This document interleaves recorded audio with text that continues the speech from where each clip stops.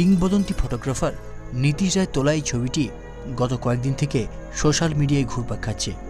কেউ বলছে ছবিটি দেশের, কেউ বা বলছে বিদেশের, কিন্তু মর্মস্পর্শী ছবিটির আসল রহস্য কী আসুন জেনে নিই।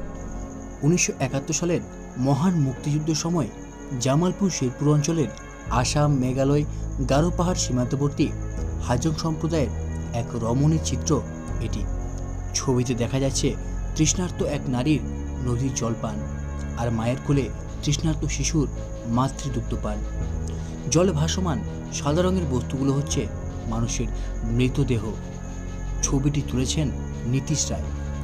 নীতিশ রায় 1944 সালে বৃহত্তর ময়মনসিংহের শেরপুর শহরের নয়ানী বাজার এলাকায় প্রয়াত নন্দহরি রায়ের ঘরে জন্মগ্রহণ করেন। 1967 সালে তিনি শৌখিন আলোকচিত্র হিসেবে কাজ শুরু করেন। 60, 70 ও 80 দশকে আলোকচিত্র জগতে তিনি ছিলেন একজন নক্ষত্র। 1971-এ মুক্তিযুদ্ধ শুরু হলে তিনি ভারতে চলে যান। ওই বছরের 16 জুন মুজিবনগর থেকে প্রকাশিত জয় বাংলা পত্রিকার প্রেস ফটোগ্রাফার হিসেবে যোগদান করেন তিনি। 70 থেকে 80 দশক পর্যন্ত ইত্তেফাক, সংবাদ ও মাসিক পত্রিকা, ফটোগ্রাফি সহ বিভিন্ন জাতীয় পত্রিকায় সাংবাদিকতা পেশার সঙ্গে জড়িত ছিলেন তিনি।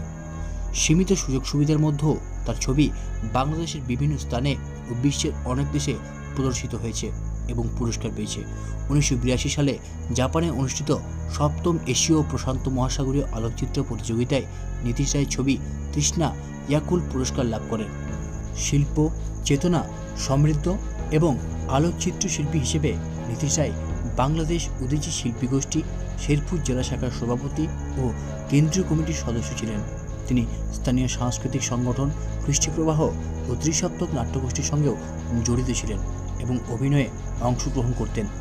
নিঃসন্তান সাংবাদিক নীতিশ রায়ের স্ত্রী কবি সন্ধ্যা রায়। নীতিশ রায় 75 বছর বয়সে 2017 সালের 8 জুন মৃত্যুবরণ করেন। ভিডিওটি ভালো লেগে থাকলে অবশ্যই লাইক, কমেন্ট এবং শেয়ার করুন। এছাড়া এরকম আরও ভিডিও পেতে এবং আমাদের ইউটিউব চ্যানেলটিকে আরও এগিয়ে নিয়ে যেতে সাবস্ক্রাইব করুন কিছু কথা ইউটিউব চ্যানেল।